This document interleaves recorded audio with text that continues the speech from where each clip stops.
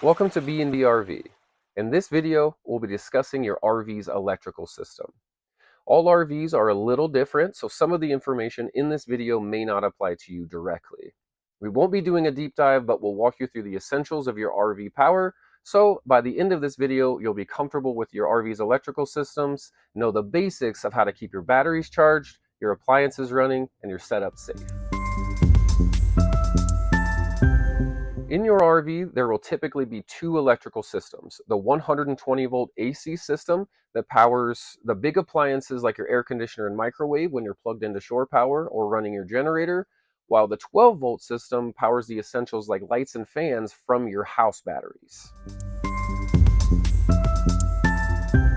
Let's start with a 120 volt power, AC or alternating current. This is what powers your larger appliances like your microwave, your air conditioner, TVs, and any of the 120 volt wall outlets. There are two main ways to get that power: by either plugging in to a shore outlet at your campsite or a friend's house, or by running your generator. When you get to your campground, you can plug your RV into the campsite's power pedestal using your 30 amp or 50 amp shore power cable.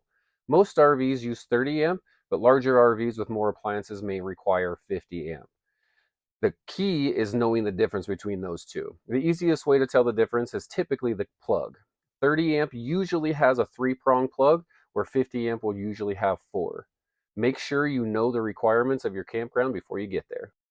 If you're at a campsite with 30 amp hookups and your RV requires 50 amp, you'll need an adapter to connect to that 30 amp pedestal.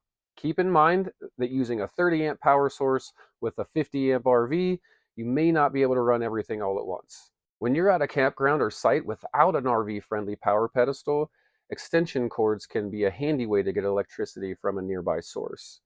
Make sure to use heavy-duty extension cords that are rated for outdoor use and match the requirements of your RV. When you're off-grid, you can power your RV using a generator. It's an internal combustion engine that provides 120 volt power to all of your appliances. Generators can run off of diesel, off of gas, propane. They can be built into the RV or they can be portable.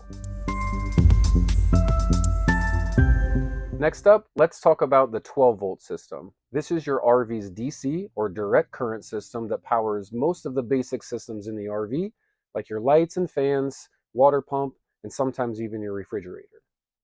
12 volt power comes from your house batteries, typically deep cycle lead acid or lithium, which are charged when you're plugged into shore power, running your generator, or through solar panels. Some RVs are also equipped to be able to charge the house batteries from your engine's alternator while you're driving.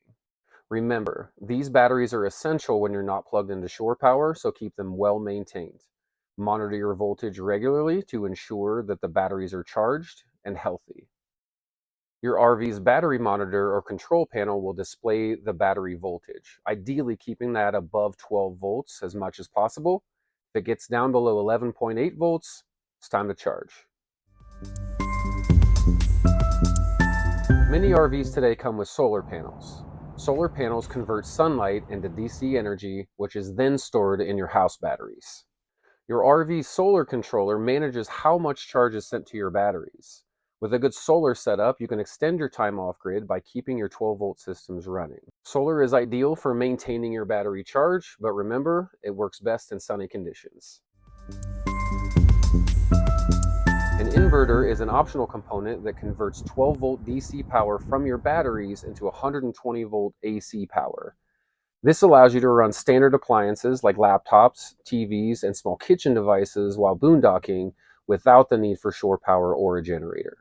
Most inverters only run smaller appliances, so know the wattage limit of your inverter and avoid running high draw appliances like air conditioners unless yours is specifically rated for it.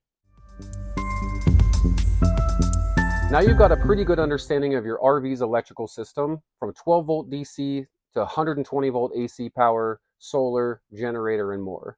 Whether you're plugging in at a campsite, running your generator, or going solar, you're ready for the road ahead.